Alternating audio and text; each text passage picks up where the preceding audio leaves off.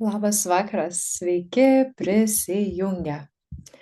Parašykite, ar mane matote, arba dar geriau įsijunkite kamerą, kad galėčiau pamatyti bent trumpam jūs, su kuo esu šiandieną, kas čia yra su manimi.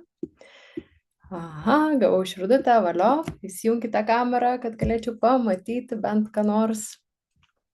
Mhm. Super, sveika Agne. Aha, tik viena drąsi pusė.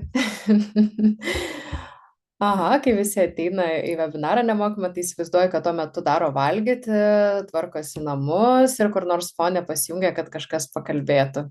Tai tikiuosi, kad taip nebus ir paskirsit savo valandą laiko, tai yra tik valanda laiko, tikrai sąmoningai patyrinėti santykių temą. Super, matau daugiau kamerų, labai džiugu jūs matyti, tada žinau, su kuo esu čia, kad bent trumpam pasisveikinti. Valio. Gerai, tai noriu tada paklausti jūs ir paprašyti pirmos tokios užduoties. Labai norėčiau, sveika Jolanta, labai norėčiau, kad parašytumėte komentarą, parašytumėte į chatą, kaip jūs užbaigtumėte sakinį, su kuo pradėjom šitą mūsų webinarą. Kai mes sakom, tau nepavyks sukurti mylinčių poros santykių, nebent, parašykite čia, kas būtų po nebent. Kaip jums atrodo, ko reikia, kad mes galėtume sukurti mylinčius poros santykius? Iš jūsų patirties, iš jūsų perspektyvos, iš jūsų žinių. Tau nepavyks sukurti mylinčių poros santykių, nebent ir po daug taškio parašykite į chatą, kaip jums atrodo. Aha, perlipsi per save. Nebent pats to norėsi. Tai Gediminai, kas trukdo perlipti per save? Greta, kas trukdo norėti? Kaip užsinorėti staiga? Ar įmanoma save priversti užsinorėti? Aha, Dominika, nebent prisimsi atsakomybę už save ir savo jausmus. Tai kodėl taip sunku prisimti atsakomybę? Aha, Gidija, abu partneriai dės pastangas. Būtų tobula, kad visada būtume abudu vienodai santykiuose ar ne pasiryžę dirbti. Aha, labai norėsiu ir labai pasistengsiu, Vaida sako. Regina, būsiu sąmoningas ir priimsi kitą. Abi pusės stengiasi, Jolanta sako. Jūratė, priimsite vienas kitą tokiais, kokie esate ir ieškosite bendrų kompromisų. Super, tai kodėl ne jūs sėdite čia ir nepasakojate to, kodėl jūs prisijungėte paklausyti? Jeigu galėtumėt parašyti, tai kokia vis dėlto problema yra, kodėl nepavyksta sukurti tų mylinčių poros santykių? Nesvarbu, ar jūs esate santykiuose dabar, ar galbūt jūs buvote santykiuose anksčiau ir jums nepasisekė taip, kaip norėtumėte ir ieškote, kas galbūt galėtų būti geriau, kaip patobulinti, kad santykiai peržengtų į kitą etapą. Tai nesvarbu, ar esate santykiai ar ne, parašykite, su kokia problema galbūt susidurėte, kaip jums atrodo, kodėl nepavyksta, nors turite tiek išminties ir tiek prirašėt gražių žodžių, jau kalbėsite tarpusavy, abu stengsitės, priimsite vienas kitą, nebent bus daug pokalbio apie savo poreikius, lūkesčius ir girdėsit vienas kitą. Aha, tai problema, nes žmonės nesikalba tarpusavyje ir bijo atsiverti vienas kitam. Diana, ar tai yra tavo santykiuose taip? Būtų svarbu išgirsti, su kuo jūs atėjote, nes šitą pokalbį galėčiau pakreipti labai, labai įvairiai. Kol jūs rašote, aš truputėlį prisistatysiu. Tai mano vardas Diana Vint, jau matot, ko gero parašyta. Ir aš esu psichoterapeutė, praktikuojanti kiekvieną dieną su individualiais žmonėmis ir su poromis. Praktikuoju gestalt psichoterapiją, žinoma, jungiu toliau įvairių kitų technikų ir praktikų, nes esu baigusi labai daug įvairių mokymų ir psichologijos, ir sąmoningumo, mindfulness, ir dvasingumo.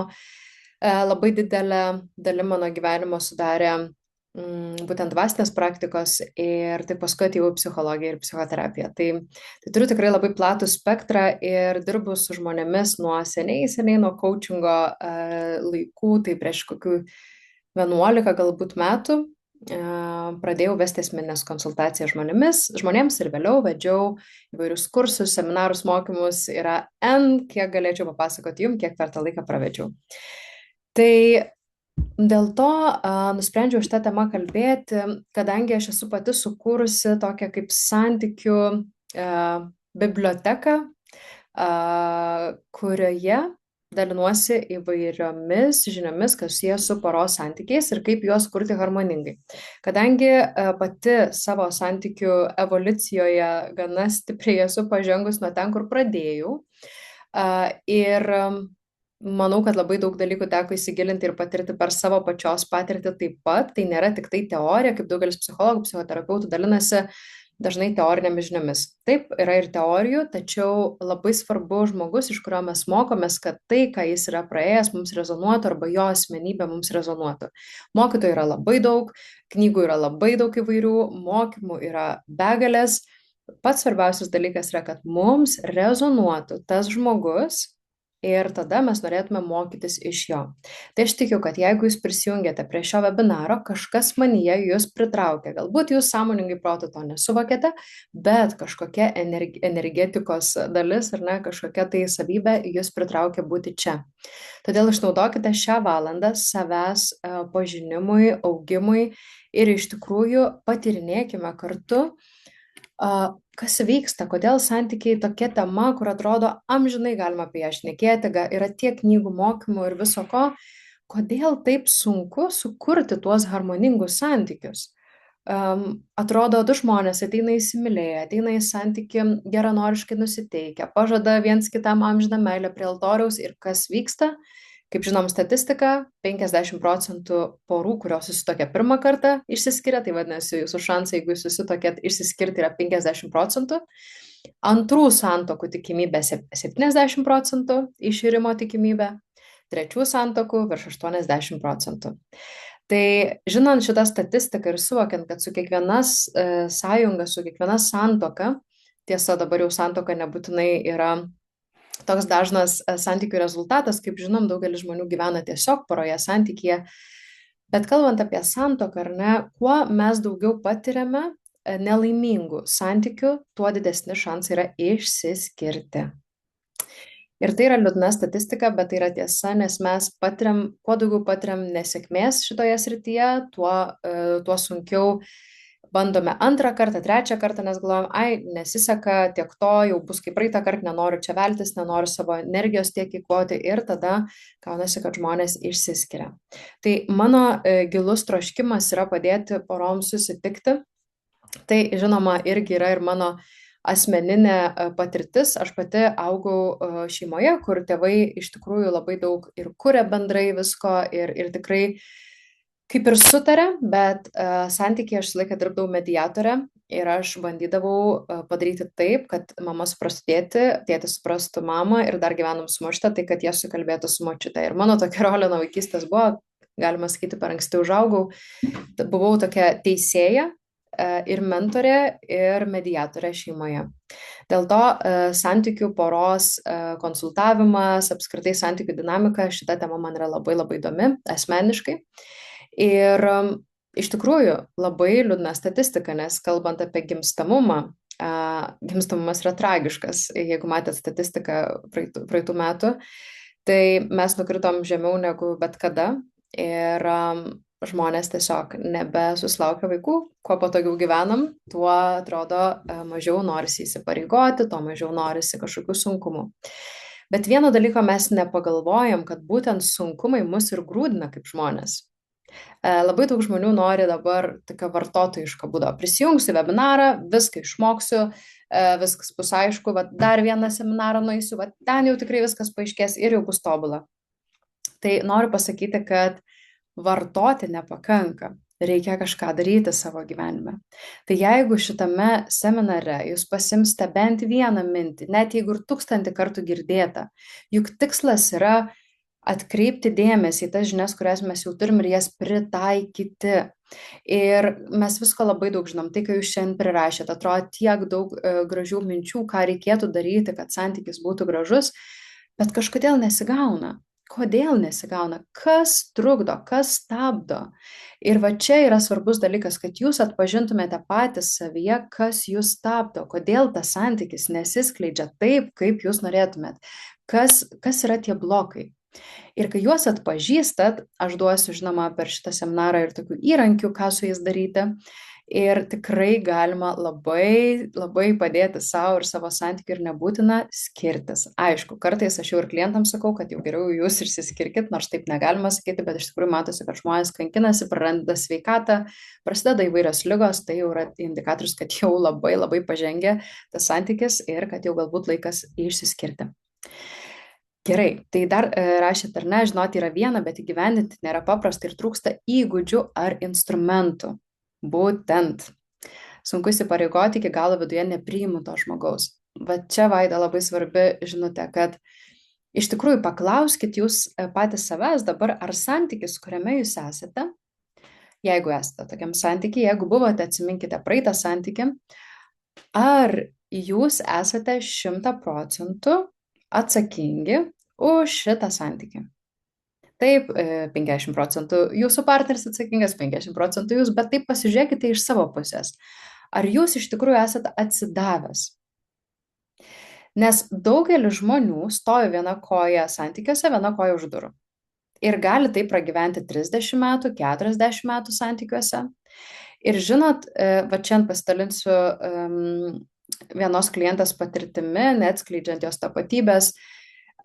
Ji prieš 35 metus patyrė išdavystę. Vyras grįžęs iš žodžiu, armijos, kas buvo, jis ją susirašinėjo, kol jis buvo ten, ir kai jis grįžo,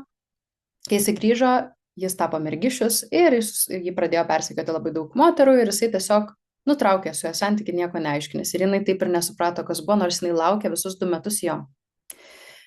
Tai ir ta moteris vėliau sukūrė kitus santykius, virš 20-30 metų buvo kitoje santuokoje ir dabar išsiskyrė ir dabar turi tiesiog draugą. Kas vyko jos santuokoje? Atrodo, nebuvo čia ta patirtis, nors visiems skauda skyrybos. Ji visus metus, būdama tame santykyje, laikė uždariusi savo širdį. Ir jis sako, aš nežinau, aš kaip nuo pradžių kažkaip nejaučiau ją meilės. Ir dabar ji iškėlė klausimą, atėjusi terapiją pas mane, sako, ką man daryti, Diana, aš nejaučiu meilės. Ir mes pradėjom tyrinėti, analizuoti ir ją iškilo vaizdinys būtent tos pirmosios meilės prieš tiek metų. Ir kai ji pradėjo apie jį galvoti, sakau, stebėk savo širdį, kaip tavo širdis užsidarius ir atsidarius. Ir jis sako, atsidarius pilnai. Ir sakau, o toliau su vyru, sako, viskas užsidaro. Ir mes atlikom keletą terapinių eksperimentų, tokių patyrimų per kūną. Ir jis susigrąžino savo energiją savo. Ir kas nutiko, aš jums pasakysiu, ką jį padarė. Jūs galite tai padaryti taip pat, grįžę į savo praeitį, jeigu turite kažką, ko nesate paleidę. Tiesa, apie visą tai turiu labai daug technikų, kaip tai padaryti. Yra visas modulis, kuris vadinasi Nauja aš, subtilaus moteriškumo mokyklos 1 semestro, kurį vedžiau praeitą rudenį. Yra pas mane įrašas, tikrai galite pasižiūrėti, kam tikrai aktualu paleisti buvusi partnerį. Tai yra 3 savaičių kursas su daug technikų ir realių, kur jūs darote namie. Ir aš paaiškinu viską, kaip reikia daryti. Tai viena iš technikų, kurią mes darėm su šita kliente, kaip reikia uždaryti geštaltą, ar ne? Kažką, kas praeityje mus stabdo ir kaip mes negalim judėti į ateitį. Jūs turite arba išsakyti, arba padaryti kažką, ko nepadarėt ar neturėjot galimybių padaryti praeityje. Pavyzdžiui, mano klientė, ji iš pradžių išsakė jam, ji turi labai didelę baimę pažeidžiamumui. Ir ji negali pasakyti žodžio myliu, jinai negali išreikšti šiltų jausmų. Ir iš tikrųjų nemažai klientų, kurie turi praeities skaudžias patirtis, negali vėliau santykyje būti atviri ir, pavyzdžiui, pasakyti, aš tave myliu, nes jie nežino, ar 100% tai yra tiesa. Ir tada jie negali meluoti, dėl to jie nesako. Ir tai yra uždarytos širdies pasekmė. Ir būtent ta moteris, ji jam išsakė, kad sako, aš jaučiuosi pažeidžiama šalia tavęs, aš jaučiuosi, kad tu mane išdavei. Ir jai pasakymas jam, kad aš jaučiu, kad tu mane išdavei, buvo labai labai stiprus lūžis. Ir tada galiausiai ji taip paėmė ir su ranka nustūmė jį vaizduoti ir fiziškai padarė su ranka veiksmą, išstūmė jį ten ir tada, kad viskas, aš išeinu, ir išėjo iš tos patalpos vaizduotėje. Ir jos viduje įvyko paleidimas to santykio ir sako, aš jaučiu tiek energijos kūne, tiek sugrįžusios energijos, nes ji pasiėmė tą resursą iš ten ir tada prieš 35 metus vykusios patirties. Įsivaizduokit, tiek metų moteris negalėjo mylėti ir buvo uždara širdim ir nesuprato, kas su ja vyksta. Ir net nesuvokė, kad ten ir tada yra nepaleista situacija ir nepabaigta, neuždarytas geštaltas, neuždaryta forma. Skamba mistiškai, bet tai vyksta kiekvieną dieną mano kabinete arba kai dirbam online, kiekvieno žmogus namuose. Ir tai veikia nuostabiai. Reikia padaryti kažką arba pasakyti kažką, ko jūs negalėjote ten ir tada. Gali būti, kad tai buvo vaikystėje ir jūs negalėjote to padaryti, nes buvo dar per mažas ir neturėjote tokių teisų namuose, nes tėvai buvo tie, kurie valdo būtent namų situaciją ir visą gerbuvį šeimos. Ir jūs kaip vaikas esate priklausomas nuo tėvų ir dažnai negalite konfrontuoti, nes jūsų išgyvenimas priklauso nuo to, ar jūs patiksit savo tėvam iš esmės. Ir čia labai svarbus niuansas, nes dėl to daug lieka nuoskaudų praeitie. Lygiai taip pat santykiuose praeities, jeigu jūs neišbaigėt, netlikote kažko, nutilėjot, užspaudėt, neišgėdėjot, jūs nešitės tai toliau. Jūs galite bandyti kurti 3, 4, 5, 6 santykius, nieko nebus, kol neįvyks paleidimas. Žinoma, kartais vėliau atėjęs partneris gali padėti mums išgyti, nes jis turi tas savybės, kurios mus gydo, ko mums trūko galbūt praeitam santykiui. Tai yra įmanoma, bet tai vyksta ne visada ir tai neturėtų būti pagrindinis tikslas, kad atsirastų partneris, kuris mus išgydo, nes tada jis yra mūsų gydytojas, terapeutas, bet ne partneris. Santykis nėra lygiavertis tuomet. Kodėl užsivedžiau apie šitą temą, tai būtent Vaida, kai sako, sunku įsipareigoti ir iki galo viduje nepriima to žmogaus. Kodėl nepriimam? Nepriimam dažniausiai dėl to, kad kažko bijom. Bijom, kad mus įskaudins kaip praeitie. Bijome, kad žmogus netitiks mūsų lūkesčių, nes mes turime aukštus lūkesčius ir reikalavimus, bet tai irgi yra reikalavimai savo ir su savimi. Kai tai pastebim, suvokiam ir paleidžiam, galime matyti tą žmogų čia ir dabar visai kitom akim. Tarp kitko, ta mano klientė šiandien dalinosi. Sakau, kaip tu dabar matai tą vyrą. Jis sako, wow, kaip geras, sako, jaučiu šilumą, širdį čia kažkas vyksta. Sakau, kaip tu jauti savo dabartiniam partneriui, ką tu jauti, nes prieš tai toks, nežinau, man ir to trūksta, ir ano. Sako, aš jaučiu tiesiog meilę, sako, bet tokią šilumą. Ne tai, kad meilę, bet šilumą. Ir sako, taip noriu, kad jis ateitų šiandien vakarą, taip noriu pabūti daugiau su juo. Tai va, kai atsidaro širdis, tada gali vykti suartėjimas ir jūs galite visai kitaip pamatyti tą žmogų, su kuriuo netgi gyvenate ilgą laiką ir su kuriuo neturite ryšio ir neturite atviros širdies. Tai šitas dalykas yra svarbu. Paklausti savęs, kodėl aš iki galo nepriimu to žmogaus, kas bus, jeigu priimsiu. Jeigu priimsiu, kas man baisu apie tai, nes dažniausiai tai yra baimė. Ir baimė ateina iš praeities patirčių arba iš tėvų patirčių, arba tai, ką jūs matėte augant savo aplinkoje. Ir kai sakot, kad žinoti yra viena, bet įgyvendinti nėra paprasta, trūksta įgūdžių ar instrumentų, tai būtent žinios keičia. Ir kartais mums reikia 1000 kartų išgirsti tą pačią frazę, kol galiausiai mes suprasime. Šiandien kita klientė konsultacijoje lygiai tą patį suprato. Ji tiek laiko klausė apie tai, kokie turi būti santykiai poros, kad reikia išklausyti.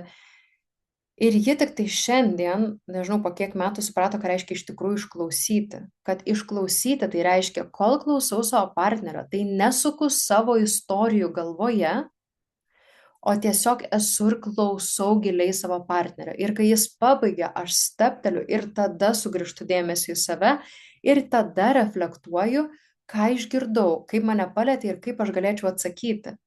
Iš tikrųjų, giliai klausyti kito žmogaus mes nemokam, pripažinkim. Tikrai tai yra įgūdis. Ir kai aš jau mokytis coachingo prieš daugiau negu 10 metų, aš atsimenu, buvo pagrindinis įrankis tiesiog tapti baltu lapu. Tiesiog sugebėti klausyti be jokios interpretacijos. Ir man tai buvo pats sunkiausias dalykas. Ir ne tik man, visiems mūsų kursiokams. Kodėl? Kodėl taip sunku klausytis? Nes mes žmonės esame egocentriški. Ir kai tik randam progą, iš karto grįžtam į save. O aš tai, nu žinot, turbūt visos turit, ar visi turit draugę ar draugą, kuris vadinasi, o man tai. Kai jūs pradedat kažką kalbėti, oi, kaip neišsimiegojau šiąnakt, taip sunku, ir sako, oi, žinok, aš irgi savaitę jau nemiegu, jau iš viso, žinok, man irgi taip sunku, aš nemiegu ir jau praeitais metais nemiegojau, buvo toks etapas. Tada jūs sakot, ir man galva kažkaip skauda, ir jis sako, oi, to galvos skausmų, žinok, man tai iš viso ten tragedija, tu jo, tau skauda, bet žinok, man, aš be vaistų net neištveriu nei karto. Viską pasuka į save. Žinot, tikriausiai tokius žmonės, ar ne? Tai vat, tokie žmonės, jie galvoja apie save ir iš tikrųjų mes visi žmonės esame egocentriški ir daugiausiai galvojame apie save. Ir terapijose, kiek aš su klientais kalbu, kiek žmonės turi visokių gėdų. Jūs net neįsivaizduojat. Tokių gėdų, kur niekada net nepagalvotum žiūrinti žmogų. Tobulą žmogų ir jis turi kažkokias gėdas, kurios atrodo visiškai neracionalios, bet gėda ir nėra racionaliai, jausmai nėra racionalūs. Tai tą svarbu suprasti, kad mes tik patys savo iš tikrųjų rūpim. Visiems kitiems rūpi jie patys. Ir jeigu mes ateinam į santyki, mūsų užduotis yra išmokti, išgirsti partnerį nuoširdžiai, išklausyti ir tada pasidalinti savo dalimi, atnešti savo dalį, o ne vien tik girdėti taip, kad susiliečiu. Nes kartais, kai žmonėm pasakau tiesiog išklausykit savo partnerį, tai ką tada pradeda daryti? Tik klausyti ir nieko savo net nešti. Tai mes nekalbam apie kraštutinumus, ar ne? Tai įgyvendinti nėra paprasta. Kai žinom, mes turim 1000 kartų išgirsti, kad mes galėtume atkartoti tai realiam gyvenime. Ir žinot, kaip vyksta pokytis įpročių. Pirmiausiai, aš perskaitau kažkur informaciją arba ateinu į webinarą, į seminarą ir išgirstu, kad reikia, pavyzdžiui, vyrą išklausyti. Ir mes pradedam kalbėti su vyru, jis kažką pradeda dalintis ir, sakykime, man jau iškart jau aš ten nurūkau, nukeliavau, žiūriu, vyras sėdi tyli, nors pokalbis turėjo būti apie jį. Aha, nepagavau savęs, pagaunu jau po veiksmo, bet jau pagaunu, jau žinau, šitą žinias turiu. Tada kitą kartą aš jau galbūt pagaunu, kai jau pradedu dalintis patyrėm viršaus užkalbų. Pagaunu save vidury, sustabdau ir sakau, pala, ką ten sakėjai, sorry, pertraukiau. Tada po kiek laiko galbūt jau sugebu pagauti save, kai tik pradedu užkalbėti ant viršaus ir neleidžiu savo partneriui pasisakyti. Tada arba gebu sustabdyti, arba ne. Po to pagaunu save, kai jau noriu sakyti, bet užčiaupiu save. Ar ne? Ir taip mes tobulėjame iki tol, kol mes sugebam iš tikrųjų pastebėti savo impulsus. Tai turi praeiti labai daug laiko, kol mes įgaunam naują įprotį. Tai ką noriu pasakyti? Aš, kaip dirbdama su žmonių psichika, dirbdama su jų įpročiais, įsitikinimais, nuostatom, galiu pasakyti svarbų dalyką. Pokyčių greitų nėra. Pokyčiai vyksta metų metais. Ir jeigu jūs galvojat, kad nueisit į bet kokį kursą ar perskaitysit knygą ir nušvis jūsų gyvenimas, gali tai būti, nes jūs jau būsite įdirbį turintis, ar ne, jau daug ką girdėjo, daug ką skaitė, daug ką klausėt ir jau jums bus tik lašo pritrūkę iki išminties. Bet ką noriu pasakyti, kad nesitikėkim greito rezultato tik pradėję kelią. Rezultatas ateina po truputėlį, nes kaip veikia mūsų protas, kaip veikia apskritai žiūrint biologiškai.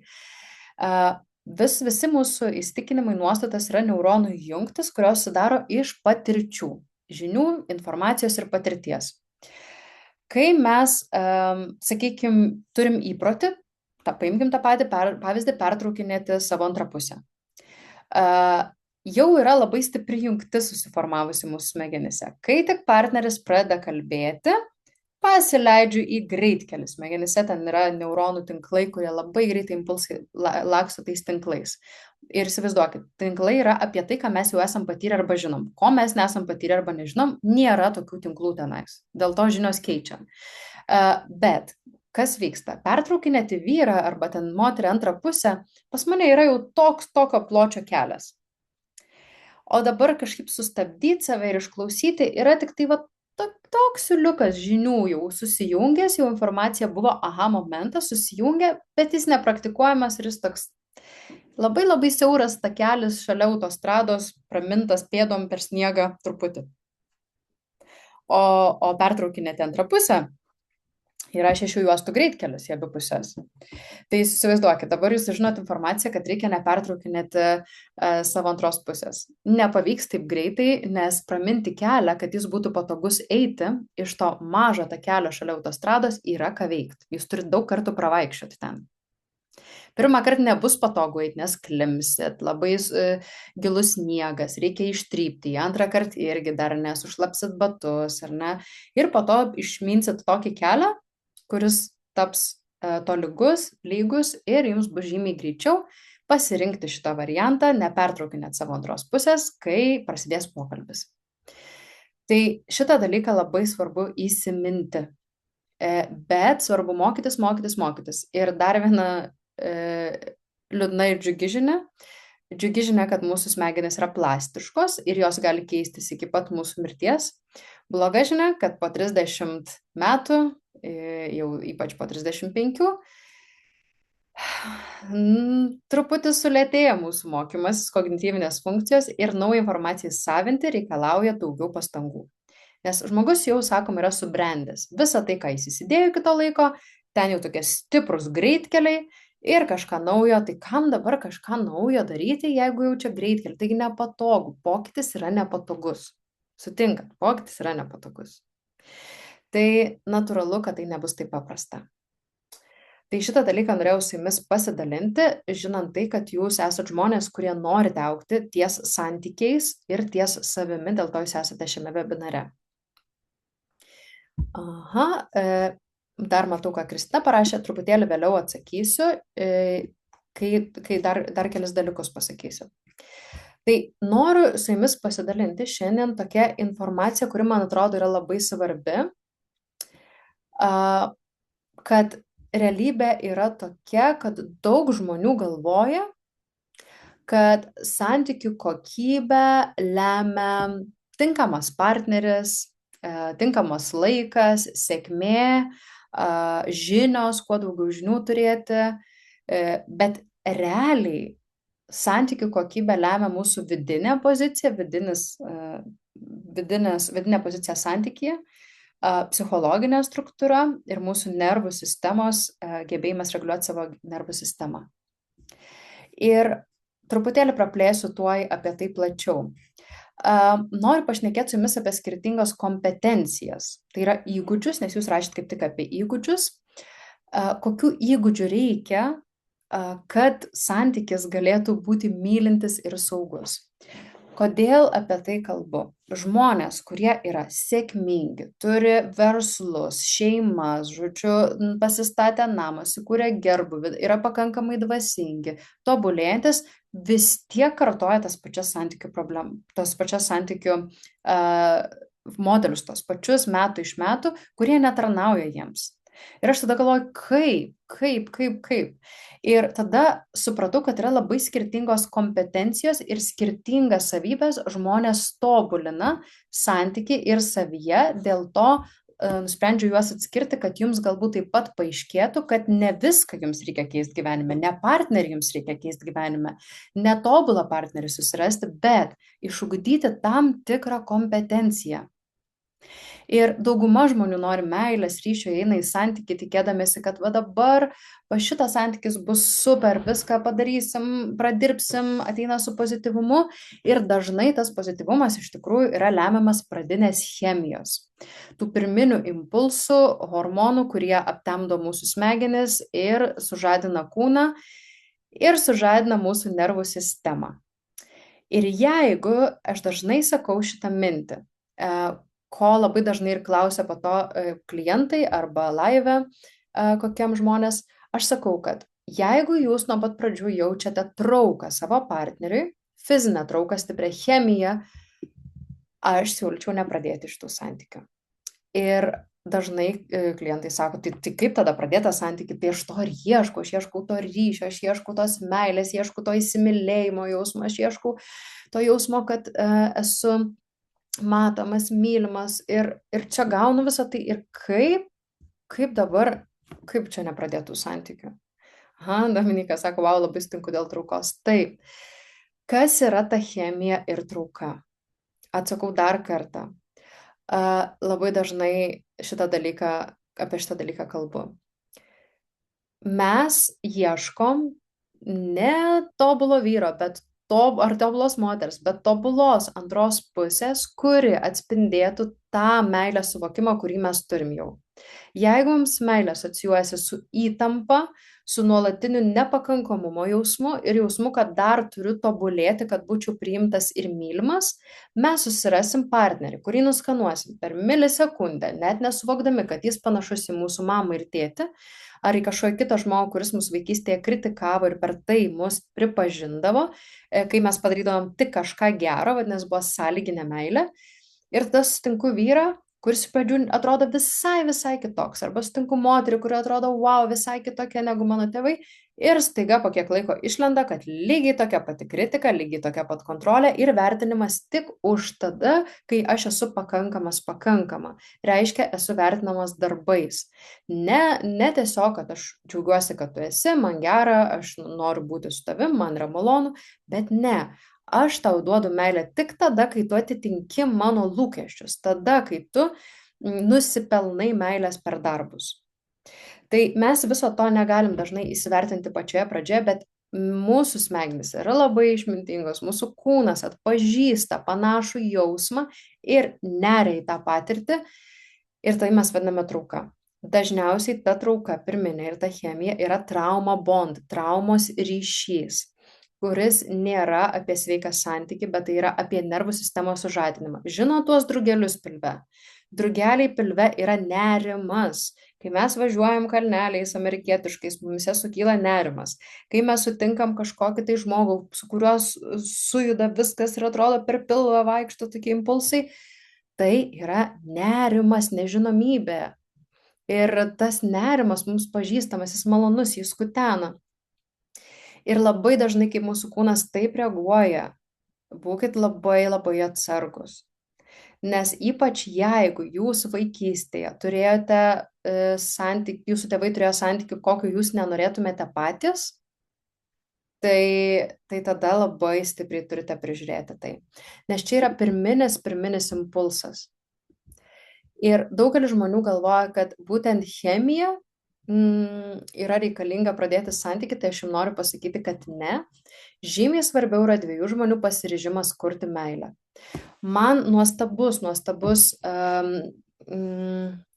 pavyzdys yra rytų, pavyzdžiui, kultūros. Ir vieną moterį tokią seku ir su kita kalbėjau visai neseniai. Turėjom tokią kaip sesiją. Ir jinai pasakoja, kad jų kultūroje yra absoliučiai normalu susitikinėti su žmogumi, su kuriuo tu ketini susituokti. Ten nėra susitikinėjimo dėl šiaip sau, tiesiog susitikinėjimui padraugauti. Jų visos pažinčių programėlės yra apie santuoką. Ir pas juos yra įprasta. Susipažįsti, pabendrauji, susitinki kelis kartus ir viskas. Jeigu tinka, tada susipažįsta tėvai, jie pasikalba, pasižiūri, ar atitinka vertybės, tėvai vis tiek geriau pažįsta mus negu mes patys, jie mus ir užaugino ir įvertina, ar atitinka vertybės, atitinka sluoksnis, iš kurio jie yra, ar jie susikalbės, dar gal net pasižiūri kartais ir astrologiją ir tada sako, gerai vaikai, mes planuojam vestuves. Ir žmonės beveik nepažįstami susituokia. Ir tada jie pradeda dirbti ties santykiais, kai jau yra susituokę. Ir jų kultūroje tai yra absoliučiai normalu. Pas juos nėra tokio įsitikinimo, kad tu turi tekėti iš meilės. Pas juos yra įsitikinimas, kad meilę tu užaugini sąmoningai, dėdamas pastangas, kai jau esi struktūroje, kurioje gali pasitikėti, kai jau apsisprendė, yra du žmonės, kad jie darys viską, ką reikia, kad tas santykis įvyktų. Įsivaizduot, kokia kitokia kultūra. Ir ten, aišku, skyrybų yra žymiai mažiau. Dabar jau jie daugiau tampa tokie iš vakarų įsikvėpę, laisvesni, galima išsiskirti laisviau daugelį vietų, aišku, ne visur, kai kur vis dar ta bendruomeninė santvarka labai tokia stipri, bet vis dėlto jie žino, kad bus ką veikti ir jie susitaiko su tuo. O kai mes ateinam į santykį ir galvojam, kad va chemija, dabar tokia chemija bus visada, faktas, kad ne, hormonai baigėsi, žmonės pripranta prie visko, nusipirkit nuostabiausią, didžiausią namą, nusipirkite nuostabiausią automobilį, susiraskit geriausių draugų, vis tiek po kiek laiko tai tampa norma ir jums norisi daugiau. Tai mes esam tokie žmonės, mums niekada negana ir tai yra labai nelengva gyventi šitoje žemėje, nes mums niekada negana. Ir nušvitimas yra susitaikyti su tuo, kas yra ir tiesiog priimti ir gyventi diena po dienos, bet tai nėra taip jau paprasta, kaip žinom. Tai jeigu mes žiūrėtume į santykius tokiu pačiu būdu, kad aš ateinu į santykį tam, kad augti, kad kartu praeiti iššūkius ir aš esu apsisprendusi, tai būtų visiškai kitoks santykis, negu aš mylėjau, mane mylėjo, bet kažkas nevyko, pasikeitė chemija ir viskas tada santykis, manau, turėtų baigtis. Nuo ko atsiranda trauka sveikame santykyje? Labai geras klausimas. Šiaip pastarajam live apie tai daugiau kalbėjau, Instagrame galite pasiklausyti daugiau. Bet iš esmės sveikame santykyje trauka auga, ne nyksta, o auga. Vadinasi, du žmonės pradžioje jaučia trauką, jaučia smalsumą, jaučia įdomumą, jaučia, kad gera būti su to žmogumi. Bet jūs pagalvokit, jeigu taip logiškai, kaip nesveika yra nepažįstant žmogaus, taip įkristi į jį, negalėti miegoti, negalėti, žodžiu, gyventi, galvoti visą laiką apie tą žmogų, kaip tai nesveika. Tai yra, mes įsimylim iliuziją, idėją, bet ne žmogų. Mes juk nepažįstam dar to žmogus, tai kaip mes galim įsimylėti žmogų, kurio dar nepažįstam? Mes tik tai įsimylim kabutėse, tai reiškia atpažįsta mūsų nervų sistema kažką panašaus į tai, ką jau esam patyrę. Ir dėja, bet toksiški santykiai padeda išskirti daugiau hormonų mumyse, kurie skatina priklausomybę. Kortizolis, jisai sužadina, suaktyvina, atrodo labai daug gyvybės. Ir visas tas myliu, nemyliu, noriu, nenoriu, būsim, nebūsim, 5 kartus skiriamės, taikomės. Visa tai dirgina. Ir prie to mes priprantam, prie to intensyvo. Ir kas tada nutinka, kad atrodo nebenoriu kitų santykių tokių, bet ateinu į kitus santykius, kurie daugmaž yra sveiki ir neįdomu. Neįdomu. Ir svajoju, naktį guliu, kaip moteris man sesijose klientė sako, guliu vakare lovai, sako, ir svajoju apie tą vyrą, kuris ant manęs rėkdavo kiekvieną dieną. Bet neatsimenu, kad rėkdavo. Atsimenu tik tuos kartus, kaip jis nutemdavo mane į lovą, parversdavo ir, žodžiu, sakydavo, dabar tu mano. Ir sako, viskas, va aš dėl to ir gyvenu. O šitas ką jisai sako, pasakai, kad nenoriu, gerai, nusisuka ir miega. Tik aš čia per vyrą, sako, nieko nesiekia manęs. Nes jis gerbia ribas, čia yra sveikas vyras šalia tavęs, kuris gerbia ribas, kuris, jeigu tu pasakai ne, sako, okei, nenori, kai norėsi, galėsim, aš galiu išbūti su savim, man nebūtina, tu neprivalai man nieko padaryti dėl manęs. Tai sveikam santykiui trauka auga ir atsiranda iš prisirišimo, iš artėjimo, iš vis noro giliau pažinti vienas kitą. Ir tai yra trauka, niekas nesako, kad nėra traukos, turi būti kažkokia trauka, nereikia įti į santykių tik su draugu, kur jaučiam, kad, friend zone, tai irgi nieko gero, ar ne? Bet tas žmogus turi būti mums įdomus, mes turim norėti praleisti laiko daugiau su juo, mes turim norėti jį pažinti ir po truputėlį atsiverti ir ateiti į tą santykį. Dabar dar viena tokia svarbi žinutė. Moterims labai sveika ateiti į santykį iš proto, vyram iš jausmo. Moteris labai dažnai prisileidžia vyrą, nueina į seksualinius santykius tada, kai jinai dar neįsiaiškinus visko protu, ar tai yra saugi erdvė ar ne, ar ji gali pasitikėti tuo žmogumi ar ne, ir kas tada būna? Dažniausiai nesibaigia labai geruoju, dėl to, kad mes nepatikrinom, su kuo mes esame ir po to jau, kai permiegam, hormonai išsiskiria oksitocinas, ypač pas moteris, labai aukštai šoka į viršų, moteris jaučia prisirišimą, ryšį, meilę ir jai nebesvarbu, koks tas vyras, jinai įsimylėjo. Ir ji nebemasto, viskas, jau yra per vėlu. Vyrai tuo tarpu pirmiausiai turėtų pajausti, dėl to vyrai sako, mane traukia ta moteris, ne? Viskas tau apie nagalą, tada moteris sako. Jo, bet vyrui tai yra labai svarbu pajausti, ar moteris mane traukia, ar aš jaučiu, kad man, nu, vat, jausmiškai, jinai, wow, ar ne, mane žavi, aš jaučiu, kad net gal ir įsimylėti pradedu. Ir tada pagalvoti racionaliu protu, ar aš galiu, kadangi jinai mane traukia, aš jau žinau, jau jaučiu jausmus, ar aš galiu jai suteikti tai, ko jai reikia. Vadinasi, ar jos lūkesčiai man yra tai, ką aš galiu patenkinti. Nes pati didžiausia problema santykių pradžioje yra kokia. Moteris nori kažko iš vyro, bet to nesako. Saugo jį pradžioj. Viskas gerai, man fainai nueiti ir į kiną, o ne į teatrą, man fainai, žinok, ir kebabiniai pavalgyti, nebūtinai į Mišelino restoraną, man svarbiausiai kartu. Nu, žodžiu, iš pradžių taip tiesiog ateina į tokią draugystę, vyras galvoja, okei, jinai yra ta, kuri nėra labai reikli.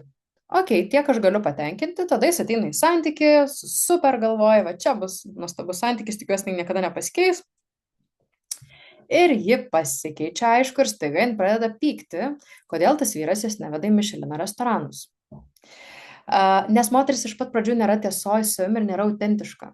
Jo, ji gali pasakyti, taip, man nereikia tų Mišelino restoranų, bet kartai, žinok, aš norėčiau. Man vis tiek atrodo taip įdomu, aš ten gal nesubus, bet labai norėčiau. Ir jo, gal nelogiška leisti pinigus, bet aš vis tiek norėčiau. Ar ne, tai būtų autentiškai. Tai autentiškumas yra labai svarbu ir vyram taip pat įsivertinti labai logiškai, ar aš galėsiu suteikti moteriai tai, ko jai reikia. Nes jeigu aš negalėsiu suteikti, tai geriau nepradėto santykio, nes ne tik tą moterį nuvilsiu, bet ir pats pasijausiu lūzeriu visišku. Tai labai labai svarbu pradžioje įsisąmoninti tai ir pastebėti, ar iš tikrųjų aš turiu tai, ko reikia ir moteriai būti nuoširdžiai ir sakyti, ar iš tikrųjų aš komunikuoju ir esu autentiška apie tai, ko man reikia. Tai sveikam santykyje trauka auga ir trauka auga tada, kai mes jau prisileidžiam žmogų. Dėl to mes neturėtume eiti į per daug greitą intimumą, nepažinę žmogaus gerai. Žinot, aš esu iš krikščionybės lauko atėjus ir aš atsimenu, kažkada svajojau seksas tik po vestuvių ir taip toliau. Žinot, atrodo tokia nesąmonė, tokia senovinė tiesa, bet aš pradedu suprasti, ką jie turėjo minty. Labai daug yra išminties dalykuose, ką sako tekstai, filosofiniai, religiniai tekstai, aišku, visur visko yra, bet tiesiog verta pasidomėti, kodėl taip sakoma. Ir tai yra 4 pagrindinės kompetencijos, kurios realiai kuria ryšį. Tai mes pakalbėsim apie kiekvieną iš jų. Tai viena yra emocinė kompetencija. Tai aš noriu, kad jūs įsivertintumėt, kiek jūs esate išvystę būtent šitą kompetenciją. Tai emocinė kompetencija tai apima gebėjimą iš esmės atpažinti, įsisąmoninti savo jausmus, neskirstyti jausmų tik tai geras, blogas, bet gebėti konkretizuoti, tai va tas emocinis intelektas, ar ne, aš jaučiu liūdesį, jaučiu gėdą, jaučiu baimę, pavydą ir suprasti jausmo kilmę. Ne visada, kaip sakiau, pavyks suprasti, bet pabandyti įsigilinti, iš kur atsiranda, ar tai yra dabartinis jausmas, ar vis dėlto tai yra jausmas iš praeities. Nes labai dažnai mes projektuojame į praeities santykį, praeities jausmus, į dabartinį santykį. Ir apie tai galėčiau kalbėti tiek daug, žinokit, čia yra pagrindinė problema santykių - projekcijos ir perkelimai.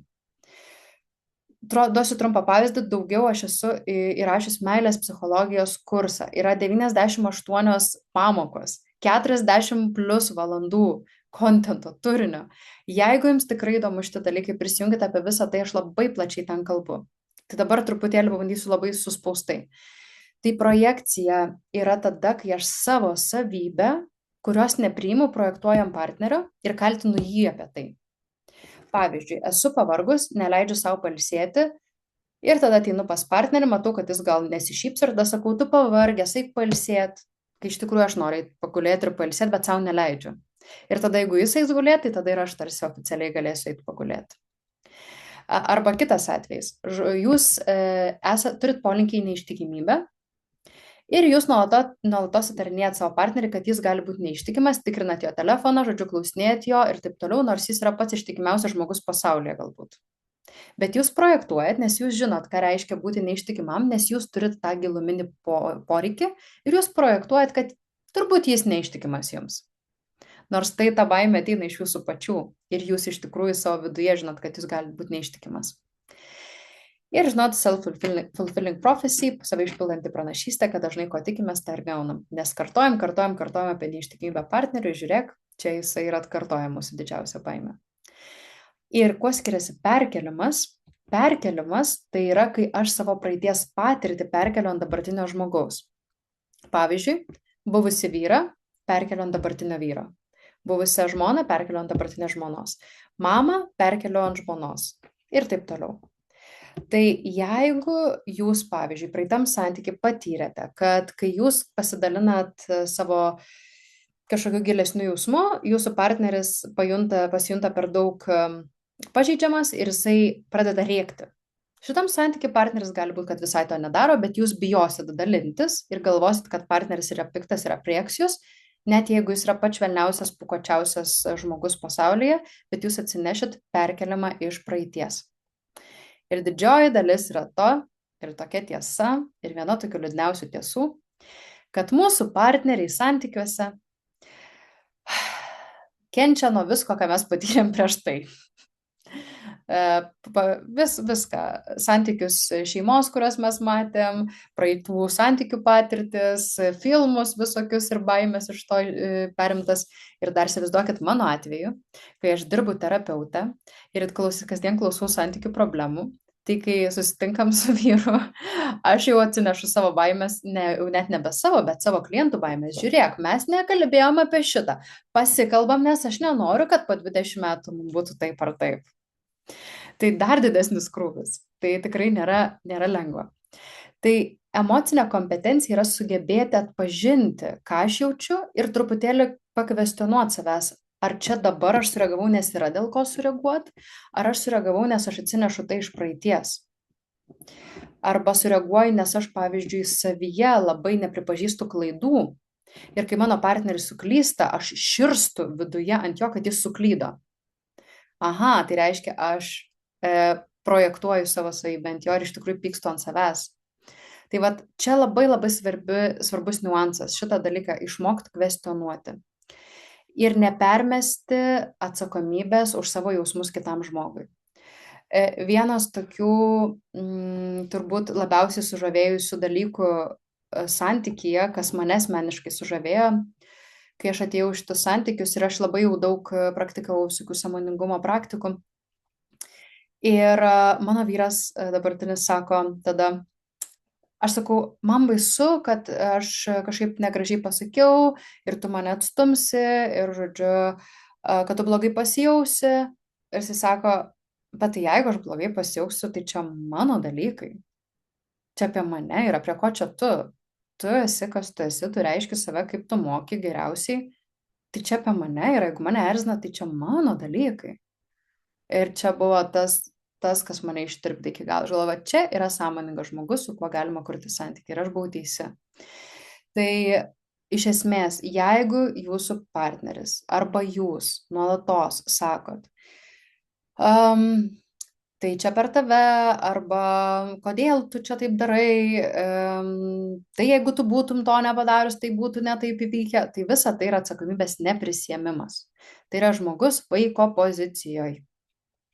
Ir iš esmės, be emocinės kompetencijos santykiai tampa tokie laukinė vieta, aktyvuojamos yra pirmykštės tokios mūsų baimės, aktyvuojami yra mūsų pažeidžiamumai, jautrumai, traumos iš praeities ir kitas žmogus užmeta ant kito savo vidų, ar ne, tai projektuoja. Ir aišku, žinoma, tada kitas žmogus stoja į gynybą, ginasi, puola arba atsitraukia ir prasideda kovos laukas, įtampinis laukas. Ir būtent artumas gimsta tada, kai mes sugebam atpažinti savo jausmus, įvardinti juos ir prisimti atsakomybę, iš kur tai atsirado. Ir jeigu tai iš tikrųjų iš partnerio elgesio mes ir pasakom jam jau atsireflektavę, o ne tiesiog puolam iš pirmo, kad tu čia tą darai, arba ką tu čia darai, tu mane erzini, tu čia specialiai, žodžiu, interpretuojam su tokiu pykčiu. Tai labai dažnai žmonės interpretuoja neteisingai, vienas kitą labai dažnai, jeigu pamatom partnerį susiraukusiu, galvojam, kad jis pyksta ant mūsų, kai iš tikrųjų jam darbe tiesiog sunku. Ir dažnai pradedam elgtis net nepaklausę jo taip, tarsi mūsų nemėgtų. Ir tada, aišku, ir pradeda mūsų nemėgti, nes mes pradedam atitikti tą savo susikurtą iliuziją, kaip mūsų partneris mato, ir užsisuka labai daug įvairių mechanizmų. Ir kai iš esmės jausmai tampa stipresni už gebėjimą sąmoningai išreikšti savo jausmus, čia prasideda dramos. Ir čia yra vaikiškas santykis. Atsiranda dažnai tyla, siena arba emociniai tokie potviniai viens ant kito. Ir tada atrodo, kad apie ką čia tas santykis, jeigu mes tik tai svaidomės viens į kitą kaltinimais, vien tik tai ieškom, kas kaltas, bandom išteisinti arba nuteisti ką nors ir neišsakom savo jausmų, o tiesiog išsakom kažkokiu emociniu turiniu. Turbūt pats svarbiausias dalykas, šalia to eina, aišku, ir komunikacijos kompetencija, prie kurios ir įvedu po truputėlį. Žinot, labai svarbus niuansas yra atpažinti savo jausmą ir tiesiog jį įvardinti, neinterpretuojant, ne per aplinkui sakant, vietoj to, kad sakyti, tu pastoviai dirbi, tu niekad nebūni namie, aš negaliu taip gyventi, mane užknisa tie vaikai, žodžiu, aš viena auginu juos ir taip toliau, čia kaip mano viena klientė pasakoja. Jūs galite tiesiog pasakyti, man taip trūksta pagalbos, aš jaučiuosi tokia pavargus vakare ir man labai reikėtų, kad tu galėtum man padėti, nes aš jaučiuosi suirzus ir pikta, nes aš viena viską turiu padaryti. Turbūt labai stipriai skiriasi nuo to, ką įvardinau prieš tai.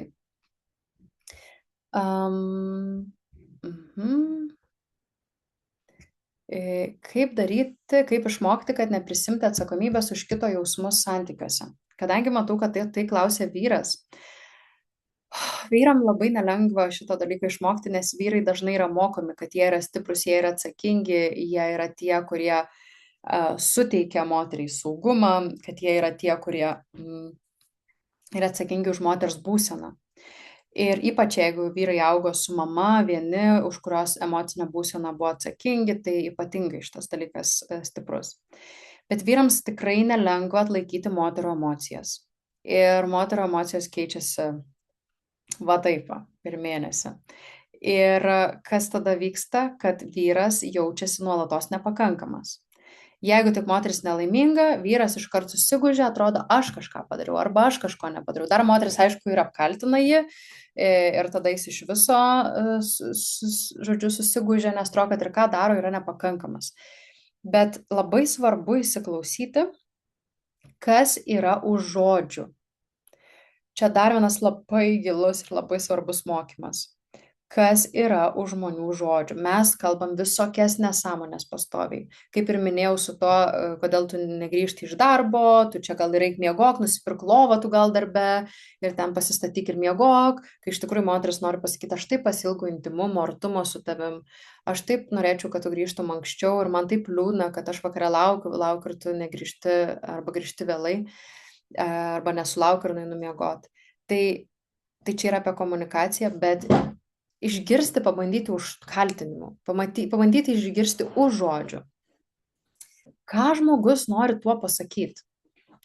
Ir lygiai taip pat, Gediminai, ir tau, kaip vyrui, vyram šitas kartais lengviau pavyksta. pabandyti atskirti turinį nuo priežasties. Vat kodėl jinai galėtų taip sakyti? Aha, koks jausmas už to? Matau, kad jinai pyksta, tai kodėl jinai pyksta, ar ne? Kas vyksta joje iš tikrųjų? Ir pabandyti išgirsti už eilučių. Dažnai mes kaltinam kitus, nesuvokdami, kad patys esam kalti už savo tam tikras situacijas ir sprendimus. Turėjau vieną porą, kur moteris sako, aš tikėjau tavim, kad tu uždirbsi pinigų, nes tu visą laiką pasakoji, kaip tu daug dirbi ir kad tu turi pinigų, o iš tikrųjų tu nieko neturi, tu man melavai. Ir jis sako, aš nemelau, tiesiog tu pati susikūrei, kad aš kažkoks milijonierius. Sako, aš dirbu vidutinį atlyginimą ir tiesiog daug dirbu, nes man patinka ta veikla. Tai ta prasme, ar aš dabar kaltas, kad aš kažko tau nepasakiau, ar tu kalta, kad tu susikūrei savo lūkesčius. Ir jinai kaltina jį, kad jisai jai nepasakė. Bet jis sako, mano skaliai tai aš uždirbu labai gerai, o jos skaliai tai yra labai nedaug. Ir jie nesusikalbėjo pradžioje, tai kas dabar kaltas? Ir svarbu suprasti, kad net jeigu ta moteris kaltina tą vyrą, tai ar tikrai tas vyras kaltas už tai? Ar jis tikrai sąmoningai melavo ir jai sakė daugiau, kad uždirba negu iš tikrųjų? Nu, vat čia yra slidi riba, svarbu išklausyti, o ko nepatenkinta yra antra pusė, apie ką. Ir tada truputėlį pasižiūrėti, kas yra už turinio. Aha, Dominika klausia, labai įdomu, sutinku, čia unikalu, bet įdomi tavo nuomonė, kada intymus gyvenimas turėtų prasidėti poroje susitikinėjant. Tada, kai abu žmonės jaučiasi saugus atsiverti intymiai emociškai. Jo. Ir įsileisti vienas kitą į savo gyvenimą. Tai priklauso labai įvairių. Paskui kurias poras taip lėtai viskas juda, paskui kurias poras 3 pasimatymai, jie jau viską žino apie sveikatos istoriją, žodžiu, ir visą ką, ir jau ten vaikų vardus sugalvoja. Bet siūlyčiau neskubėti ir apskritai susitikinėjimas turėtų būti lėtas ir neskubėti sukristi į santykius, nes kai sukrenta ir žmonės labai greit susitokia, per greitai iš tokio hypo, kad viskas bus super ir nepažinę vienas kito arba nepažinę tėvų, kaip pavyzdžiui rytų kultūroje, tai yra pavojinga, nes mes, kaip ir sakiau, dažniausiai susižavim savo iliuziją ir savo įsivaizdavimu, koks yra kitas žmogus. Ne iš tikrųjų juo, o savo įsivaizdavimu. Ir galim save patys apgauti. Tai neskubėti greitai gyventi, nežinau, bent pusę metų tikrai būtų gerai pažinti vienas kitą prieš tuokiantis, rekomenduočiau, o santykius, kada abudu jaučiasi gerai, neskubėti ir iš tikrųjų kalbėtis apie tai prieš tai. Aš pasidalinsiu su jumis tokia žinute, kur šiaip tik tai seminaruose dalinuosi. Aš anksčiau, kai neturėjau vyro, bet ieškojau santykių, aš turėjau tokią sistemą. Aš nemiegu, aš miegu tik su tai, su kuo draugauju, tai reiškia yra vienetai. Ir tik tai tada, kai mes esam kartu ir kai tas žmogus man atneša lapelį medicininį, pasidaręs išlapimo tyrimo, kad jis neserga lytiškai plintančiam ligom. Ir aš manau, kad tai turėtų būti kiekvienos save gerbiančios moters ir vyro būtent toks kriterijus. Nes jį pasidaryti užtrunka ten savaitę, 2 priklauso, kokioje laboratorijoje daro. Jau yra laika palaukti, neskuba niekur. Ir iš tikrųjų tai yra labai, man atrodo, save gerbiančio žmogaus prašymas. Nes, žinokit, lytiškai plintančios ligos yra labai didelė problema ir jos labai stipriai keliauja ir iš tikrųjų, jeigu yra negydomas ir nepastebimos, tai po to pridaro moterų ir vaisingumui problemų ir taip toliau. Tai man atrodo, kad čia visai geras yra filtras. Ir jeigu turi dukrų, pasiūlykit ir jom šitą. Labai toksai, labai daug įdomių girdėjau nuomonių apie tai, kaip kitiem tai atrodo, bet labai gerai padeda atpažinti, kaip žmonės žiūri. Tai ir aš atsimenu, kad ateinant į santyki su savo vyru, aš nieko neturiu, ten nieko neturiu. Ir jisai pasidarė tą lapelį ir Buvo. Sakau, nu va, aš apsisaugojau save. Sako, kaip gali būti, aš nieko nejaučiu gyvenime ir čia iš vis neįmanoma. Tai iš tikrųjų, ir ką noriu pasakyti, kad ypač vat, paauglėm, jeigu dukras turit, nebūtina, kad vyras būtų miegojęs su kitom moterim, mergaitėm, merginom, kad jis turėtų lytiškai plintančias ligas. Užtenka glaustytis, kad tai, nes tai plinta per drėgmę, užtenka glaustytis, nebūtina fizinė sueitis, kaip mes ją įsivaizduojam. Tai žinokit, kad taip irgi yra užsikrečiama. Tai čia truputėlį iš šono nusukau, bet man atrodo, kad tai visai galėtų būti neblogas atrankos kriterijus. Gerai, taigi, grįžtant prie emocinių kompetencijų, ilgai jūsų neužgaišinsiu, bet dar truputėlį noriu išdėstyti. Emocinė kompetencijos pavyzdys, frazė galėtų būti pavyzdžiui, vietoj to, kad sakyt, tu niekad nekeli man ragelio, tu niekad nedrašai, galėtų skambėti, kai tu neatsakai į mano žinutes arba neperskambini, aš jaučiu nerimą. Aš galvoju, gal kas nutiko. Ir aš nenoriu tavęs kontroliuoti, tiesiog dalinuosi, kas manyje vyksta, aš išgyvenu didelį nerimą. Viskas, to užtenka. Bet ką dažnai moteris, ypač moteris, daro, jos išberia tokį tekstą, kad aš per tave negaliu miegoti, tu iš vis galėtum man parašyti, tai gal man tavo mamai skambint naktį, arba tu negalvoji apie mūsų šeimą, nu ir žodžiu, pradėsta kaltinimai. Vietoj kaltinimo aš kviečiu jūs į ryšį, kur jūs išsakot savo nerimą, savo jausmus ir pasakot, kaip norėtumėt, kad tas žmogus elgtųsi, kad man būtų svarbu, kad tu atrašytum man žinutę kuo greičiau. Ir viskas, ir palikti tą temą. Gerai, toliau judant prie būtent komunikacinės kompetencijos, labai svarbu taip pat santykyje ne tik, kad gražiai meiliai kalbėti, bet kalbėti taip, kad ryšys kurtųsi, o nenutrūktų. Tai jeigu mes kaltinam, tai mes nutraukiam ryšį. Jeigu mes pykstam, jeigu mes užsidarom, atskiriam save sieną nuo partnerio, mes kuriam atstumą, ne ryšį. Ryšys kuriasi per jausminės patirtis ir per pasidalinimą savo jausmų ir savo tikrų gilių išgyvenimų ir emocijų. Tai svarbu pirmiausiai kalbėti apie save, o ne diagnozuoti partnerį. Tai reiškia, kad man kyla nerimas, kai tu neatrašai, o nesakyt, tai tu gal iš viso koks ten, nežinau, autistas, kaip ten mano viena klientė ant savo vyro sako.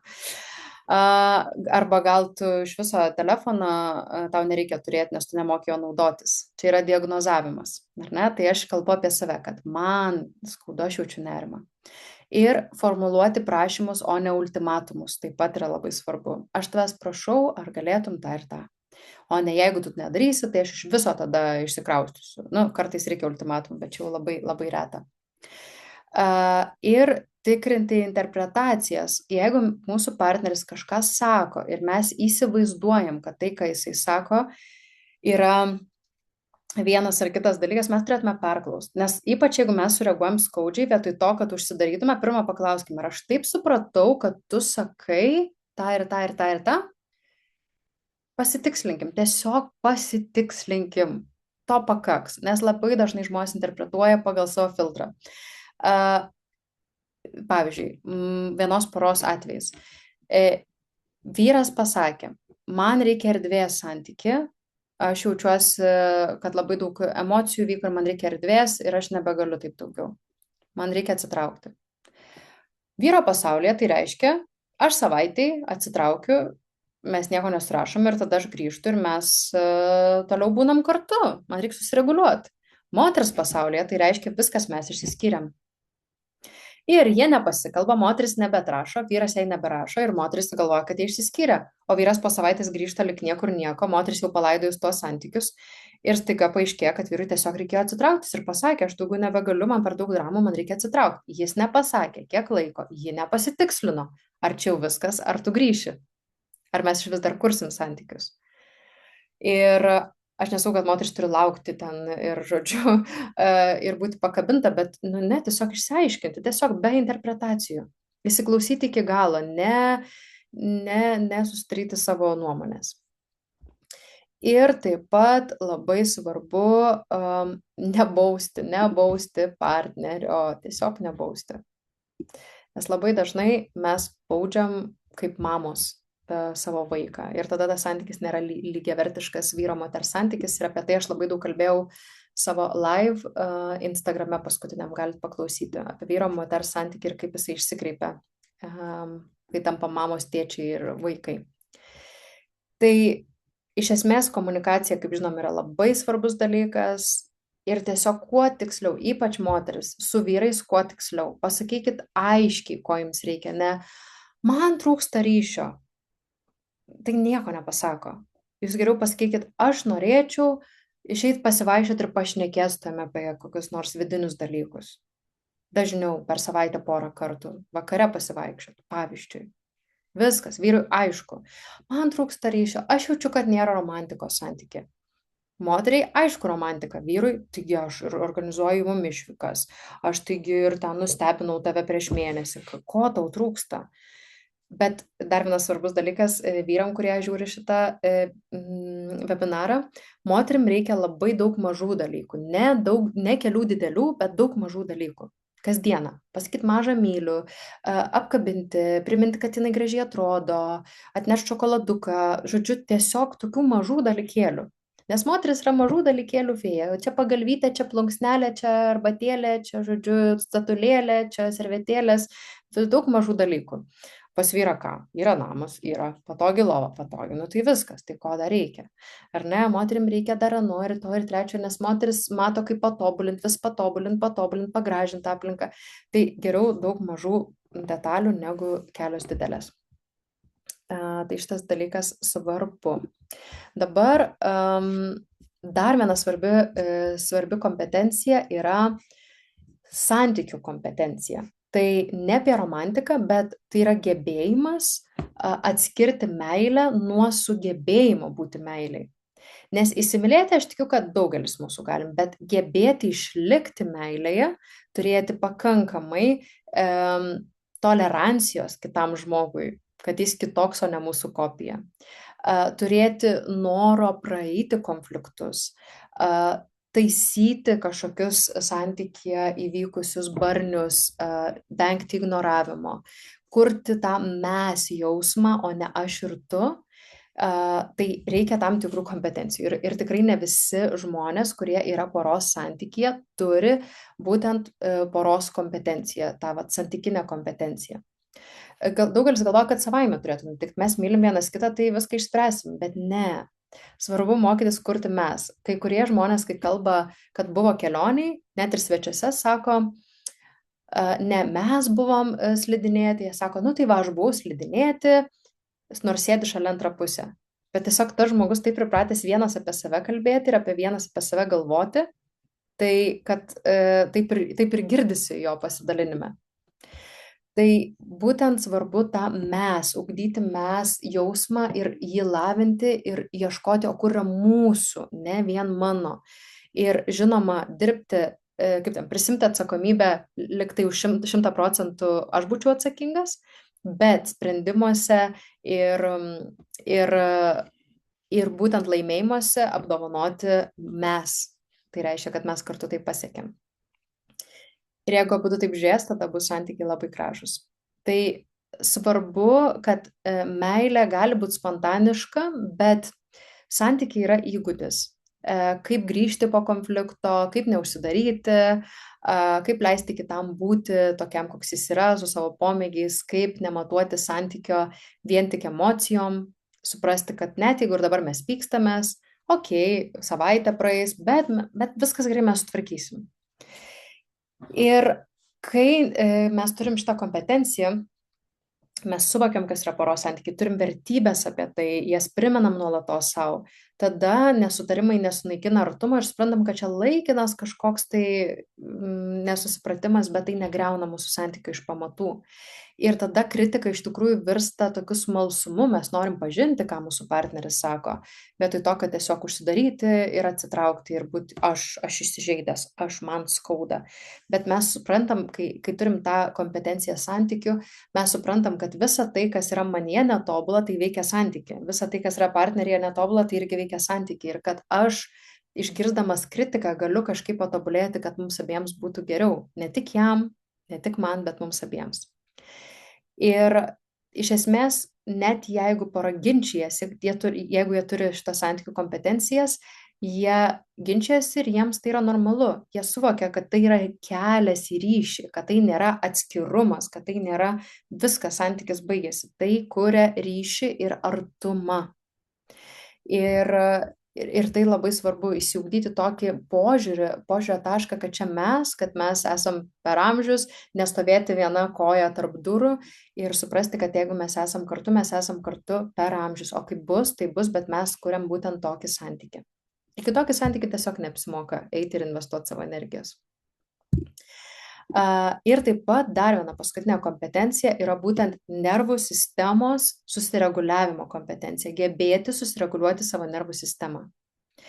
Ir santykiuose dalyvauja ne tik du žmonės, bet du žmonės su savo nervų sistema. O nervų sistema mūsų yra aliarmo sistema. Ji siunčia signalus kūnui, kada ko reikia, ar ne? Ir jis siunčia signalus apie tai, kada saugu ir kada nesaugu, kada reikia kažką daryti, kada reikia atsitraukti, kada reikia pulti. Ir jeigu jūs buvot santykiuose praeitie arba augote šeimoje, kurioje buvo nesaugumas, jūsų bazinė emocija, tai reiškia, kad jūs atėję į santykį tik kažkas biški iš karto jūsų nervų sistema, kadangi yra išmokyta greičiau reaguoti, gintis ir pulti, jūs taiga pradėsite reaguoti į partnerį neadekvačiai, nors partneris nieko blogo nenorėjo pasakyti, bet jums viduje tai pasirodė, nes jūs turite įsijautrinusią nervų sistemą, su ja jūs užaugote. Arba vėliau tai atsirado toksiškose santykiuose. Ir būtent šita kompetencija apima gebėjimą išbūti kūne, o ne mintyse. Reiškia, kad ir kaip mano kūnas sureaguoja, aš sugebu padaryti pauzę, truputėlį atsitraukti, duoti savo erdvės ir tik tada sureaguoti. Tai vadinasi, taip sąmoningą pauzę padaryti ir pastebėti savo tą puolimo, atsitraukimo, gynybos reakcijas. Ir nuraminti kūną be bėgimo ar puolimo. Ir atskirti praeities grėsmę nuo dabartinės realybės. Ir apie tai labai daug kalbu būtent meilės psichologijos kurse, kuris startuoja kitą savaitę, yra nauja grupė. Tai jeigu norit daugiau apie tai, aš garantuoju, kad ten yra žymiai daugiau informacijos ir tikrai plačiau ir su užduotim ir su praktikom. Tai yra 4. grupė, kuris startuoja ir dar tarpuose žmonės gali įsigyti savarankišką planą, tai jau daug žmonių yra įsigiję ir tiesiog patys eina per tą kursą individualiai. Taigi, nervų sistemos kompetencija yra gebėjimas toleruoti kitą žmogų, net kai nesaugu. Pavyzdžiui, kai aš jaučiuosi supykusi, susinervinusi, aš vis tiek sakau, aš pykstu ir vis tiek galiu ateiti, apsikabinti ir sakyti, man reikia erdvės, sugebėti neatsitraukti, nebėgti, bet apsikabinti. Arba net jeigu pykstu, pasakyti, ar tau padaryti arbatos. Ir jau, kad parodyti savo partneriui, kad aš jį įtraukiu, kad mes ne per amžius įsiskyrėm, kad mes tiesiog dabar esam sudirgę, neatsitraukti, nepabėgti. Tai yra ir apie santykių kūrimo kompetenciją, ir apie nervų sistemos reguliavimo kompetenciją. Ir būtent tai svarbu, nes santykiai visada sudirgina praeities žaizdas. Atstumimą, gėdą, nevertumą, pažeminimą, jausmą, kad aš dėl visko kaltas.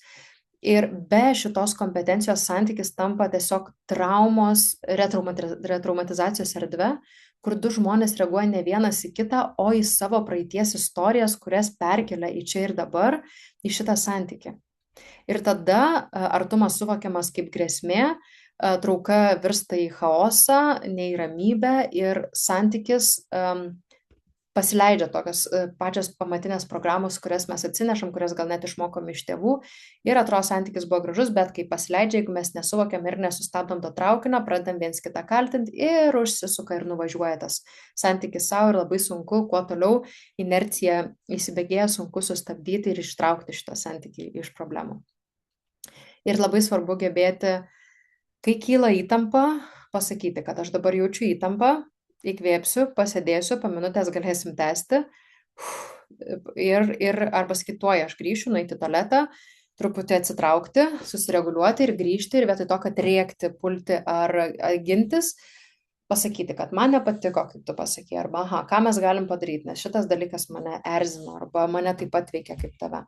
Tiesiog kalbėtis racionaliai. Ir tam reikia padaryti pauzę. Labai, labai svarbu.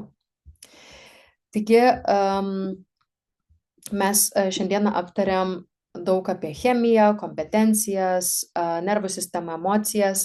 Ir jeigu iš tikrųjų pažiūrėtume į esmę, mylėti mes visi, arba bent jau įsimylėti kažkiek gebame, bet išbūti meilėje tai yra visai kitokių įgūdžių reikalaujantis procesas. Ir čia jau yra įgūdžiai. Ir santykiai griūna ne todėl, kad žmonės nemyli, ar ne tą žmogų pasirinko. Aš esu įstikinus, kad su didžiaja dalim žmonių mes galėtume sukurti gražius santykius. Su kiekvienu būtų skirtingai, bet aš tikiu, kad jeigu mes kurtume santykius su pagarba, su orumu, su atjauta, manau, kad kiekvienas santykis turėtų savo labai gražių aspektų. Ir santykiai griūna todėl, kad trūksta kompetencijų. Emocinių, santykinių, nervų sistemos reguliavimo kompetencijų, komunikavimo kompetencijų. Ir mes to dažnai neišmokstam šeimoje. Aš visą laiką sakau žmonėm, kodėl aš sukūriau meilės psichologijos kursą. Tai ne dėl to, kad reikia dar vieno kažkokio kurso apie meilę ir kaip čia kalbėti, bet aš tame kurse kalbu nuo pačių pagrindų, nuo pat vaikystės. Labai retas žmogus yra užaugęs sveikoj šeimoj. Ir daugelis, pavyzdžiui, teorijų psichologinių sako, jeigu tu nori sukurti sveikus santykius, susirask šeimą, kuri sukūrusi sveiko prieraišumo santykius ir mokykis iš jų. Kur rasti, jūs man pasakykit, sveikus santykius? Aš nežinau, kur nukreipti savo klientus. Aš tik galiu dalintis, ką aš pati praėjau. Bet labai reta, kad žmonės iš tikrųjų sukurtų darnius santykius. Ir dėl to mums reikia ieškoti, mums reikia mokytis tų įgūdžių, mums reikia bandyti, eksperimentuoti. Ir vieno įžvalgų pokytis neįvyks, mes turim daryti kažkokį veiksmą. Kai realiai mes kartojame tą patį veiksmą, atsiranda įgūdis, kaip ir sakiau. Ir tada nervų sistema sako, okei, čia saugu, galime likti. Nes žinau, kad jeigu man bus sunku, aš gebėsiu apsiginti, aš gebėsiu atstovėti ribas, aš gebėsiu pasirūpinti savim. Gimsta pasitikėjimas savim, kai pas mus atsiranda įgūdžiai. Natūralu, kai neturime įgūdžių, kad trūksta pasitikėjimo savim, bet mes turim ieškoti atsakymų, juk visi nori santykio, visi nori meilės, ne poros santykio, tai draugų santykio, vis tiek santykio. Ir visiems santykiam reikia gebėti kurti ilgalaikį ryšį.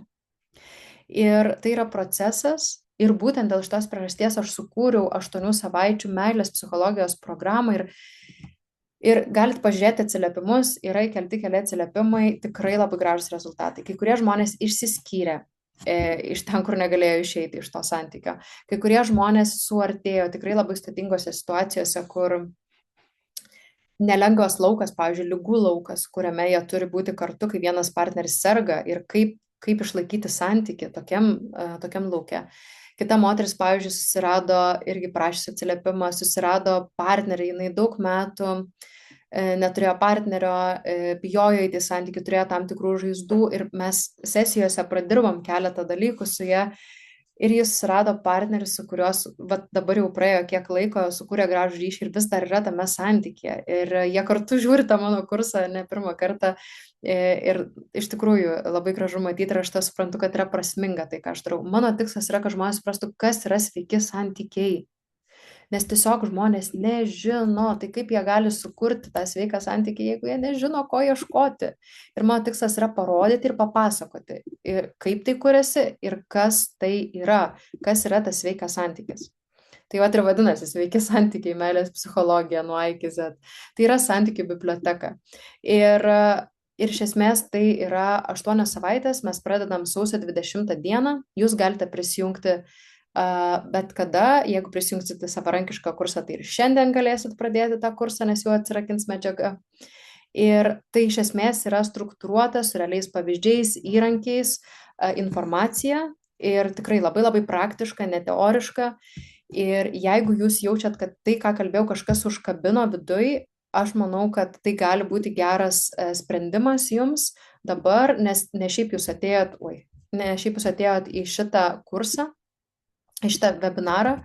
Ir aš manau, kad viskam yra savas laikas, aš įdedu nuorodą, jeigu kažkam yra aktualu.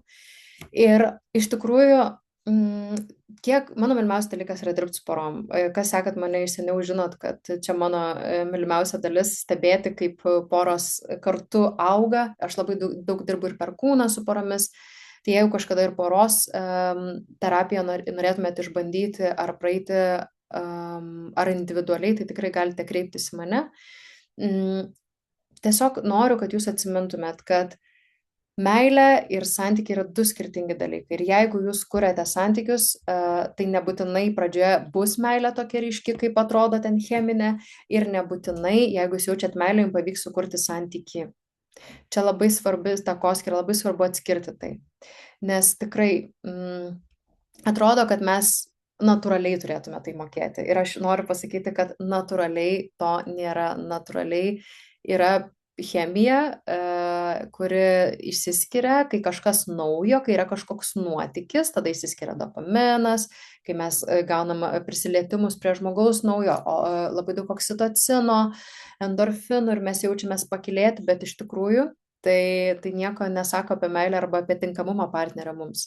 Žinoma, svarbu, kad mes matytume, kad yra ryšys, svarbu matyti, kad yra tas potencialas santykių, bet nepamirškim pradžioje vertinti ir racionaliai protų. Būtent racionalus protas pradžioje yra svarbus, iki kol nepermėgam, nes jau kai permėgam yra per vėlu, nes viskas hormonai užima visą mūsų psichiką. Ir šita grupė meilės psichologas yra paskutinė. Vėliau šitas kursas skaidysis į skirtą ieškantiems santykių, esantiems santykiuose ir norintėm juos atgaivinti ir norintėm išsiskirti. Tai kursas skaidysis, bet dabar jūs dar turite progą viską gauti vienu metu ir tai liks jums bent 5 metus, kad jūs galėtumėt peržiūrėti. Žinau, kad kai kurie klientai, kurie buvo pirmoji grupėje, iki dabar atsiverčia ir aš matau statistiką, kad kiek peržiūri, kad vis daugiau peržiūrėtų įrašų ir pasikartojančių yra, tai tikrai rekomenduoju prisijungti, kol yra visa santykių biblioteka su 98 rašytom pamokom ir 40 valandų mokymų. Tai mano tikrai toks labai labai nuoširdus pasidalinimas, nes jeigu mes jau domime šitą temą, tai yra ne šiaip. Kažkas iš vidaus kviečia. Ir aš iš patirties žinau, man kartais būdavo gaila pinigų, ten mokymam, knygom, galvojant, ką man ten pasakys, aš viską žinau.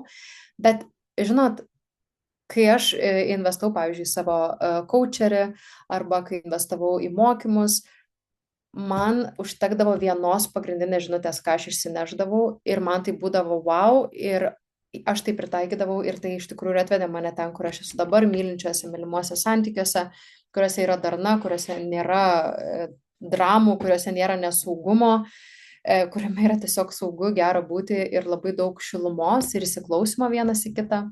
Tai tikrai yra įmanoma ir iš tikrųjų nuoširdžiai galiu pasakyti, kad tai yra įmanoma, kad ir kur jūs esat, nes aš mačiau ir labai tikrai žmonių su tokia sunkia patirtim vaikystėje. Aišku, darbas yra ilgesnis, mes su jais dirbam asmeniniai terapijai kartais ir porą metų, bet rezultatai yra nuostabus ir tikrai galima praeiti ir žinot, mano pačios suvokimu nėra geresnės investicijos į save.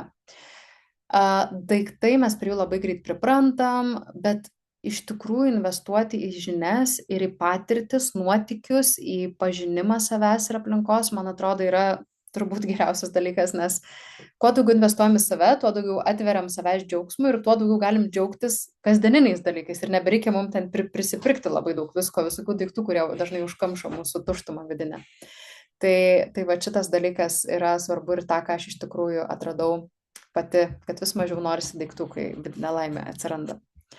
Man atrodo, kad reikėtų visų jūsų kursų. Taip, taip, prašom, tikrai po biškį savo tempu prisijunkit. Va dabar yra subtilaus moteriškumo mokykla, vasario mėnesį prasideda antras semestras, viskas apie seksualumą, apie energijos valdymo praktikas, apie tantrinės praktikas, kūniškumą, judesio plastiką moterim. Kas žinot, aš daug metų dirbau šokių mokytoją, tai pasidalinsiu daug įvairių tokių niuansų, kaip būti aplinkoje, kaip judėti, iš kurios vietos judėti, kaip savo energiją pakeisti, kad perėti į tokią subtilę, skanę moterišką energiją ir neperėti kažkokią konkurenciją su vyrais. Tai tikrai antras semestras vasario mėnesį prasideda, tai galit pasižiūrėti, prisijungti. Galiu įmesti nuorodą, jeigu norite ir čia. Ir dar atsakysiu jūsų klausimus, toj, kas uždavėte, kuriem dar neatsakiau. Tai čia, jeigu norite prisijungti į antrą semestrą, taip pat yra tenais nuoroda ir į pirmą semestrą, kur jau yra šitos pamokos. Pavyzdžiui, praeities paleidimui, nervų sistemos reguliacijai yra 3 savaičių praktikos kiekvienai dienai, skirtinga praktika, katarsio, žandikaulio atpalaidavimui. Ir trečias kursas yra apie kaip priimti pagalbą, pinigus, kaip tiesiog mokytis priimti, nes labai dažna tema terapijos yra moteris nemoka įsileisti ir priimti. Gerai, tai atrodo skirtumai, konfliktai skaudina, nes kažkoks tobulas santykių scenarijus susikurtas galvoje, bet turbūt nebus viskas tobula, jeigu tikslas augti. Būtent pats svarbiausias tikslas santykiai yra augti kartu. Kartu mokytis, tyrinėti ir tapti vis labiau priartėti prie savo gilumos, netapti kažkuo tobulesniu, bet priartėti prie nuoširdumo, prie savo jautrumo, prie atjautos, gerumo, kuris slepiasi kiekviename iš mūsų. Kaip fainai praleidau laiką, draugas pasiūlė seminarą, tai toks geras jausmas poroje kartu stebėti, mokytis ir augti. Dėkui tau. Kaip fainai, kad žiūrit kartu, Dominika. Valio. Labai džiaugiuosi, kai poros ateina kartu. Tai jeigu norėsit prisijungti ir į kursą kartu, tai žinokit, kad nekainuoja daugiau, ar pora jungiasi, ar vienas žmogus, duodu prisijungimus 2, jeigu pora, ir tiesiog abu gali daryti savo praktikas atskirai. Gerai pasakėte apie daug mažų dalykų. Mano vyras vieną kartą metuose nuperka didelę gėlių puokštę ir galvoja, kad viskas romantikos ir dėmesio per akis. Ček. Taip, vyrai nežino tokių dalykų, jie rodo meilę dideliais dalykais, nes vyrų pasaulyje tai nieks nežiūri, kad tu partempiai 5 mažus triušiukus žodžiu, savo gentį, ar ne, praeitie žiūrint. Žiūrima, kokio dydžio mamutą tu partempiai, ar ne, kokio dydžio tu gyvūną partempiai, ar užteks visai bendruomeniai. Ir vyrai pripratę, gal ne kiekvieną naktį sumedžiotą mamutą, bet karts nuo karto didelį. O moterų pasaulyje yra, radau 5 uogytės tokias, radau 10 uogyčių tokių, radau tokių uogyčių ir dabar atsinešiau ir mes turim ir to. Tai nes moteris yra rankiotojas, jeigu žiūrim, ar ne, istoriškai ir žiūrim, kad išsivystėm, evoliucinę, jeigu žiūrim psichologiją. Tai iš tikrųjų vyrai to nežino, jiems svarbu tą informuoti juos ir moterims svarbu suprasti, kad nebūtinai iš blogos valios vyrai neša didelį mamutą, o ką čia su tais mažais apsimsi. Tai viskas apie pažinimą vienas kito. Apie tai daug kalbėsiu meilės psichologijos kurse šitą temą apie evoliuciją. Tai kai vyksta konfliktas, jausmas, kad atsitraukiu, užsidarau, pykstamės, o atsiveriam tada, kai jau ašaros ir emocijos, tada tik suprantam, kad skaudinam vienas kitą. Kaip suartėti konflikto metu, dar neįsiskaudinus. Tobulas dalykas, kaip ir sakiau, pažinti savo nervų sistemos aktyvaciją. Apie tai yra visa paskaita, kaip čia trumpai pasakyti. Tiesiog pradėkit stebėti, kai jau pradeda kilti balsas, pradeda kilti emocijos ir toj vietoj sustot. Sakau, išeikit į tualetą, pasidarykit arbatos, padarykit partnerių arbatos. Labai geras būdas parodyti meilę, kad net jeigu jūs ir nekalbat ir supykot, padarykit tiesiog arbatos. Padėkit, sakykit, va čia tau. Arba atneškit ką nors, paduokit tam žmogui. Jeigu matot, kad jiem šalta, atneškit pleduką ir tiek. Net jeigu jūs esat susipykę. Tokie dalykai labai padeda neužsivelti konfliktuose ir atleidžia žmonės iš vidaus ir jų ego atpalaiduoja, kad nereikia gintis, kad yra saugu. Tai tokie dalykai gali padėti. O jeigu žmogus po 4 pasimatymų net nepaklausia, ką aš veikiu, ar domiuosi iš vis jokių klausimų apie mane. Ir aš paklausiau, jis supyko. Aha. Aš domiuosi iš vis jokių klausimų apie mane ir aš paklausiau, jis supyko. Jo, tai, nu tai ką, tai kitas.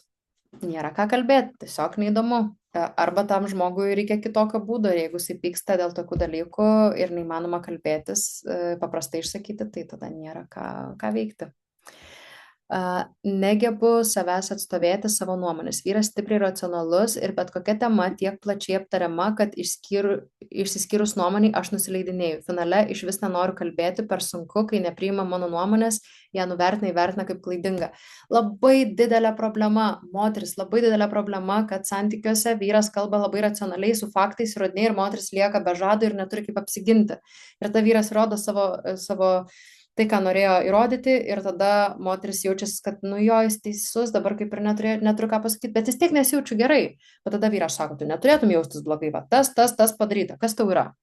Ir moteris, nu jo, gerai. Bet viduje vis tiek nesijaučia gerai, net jeigu jie yra racionaliai įrodoma.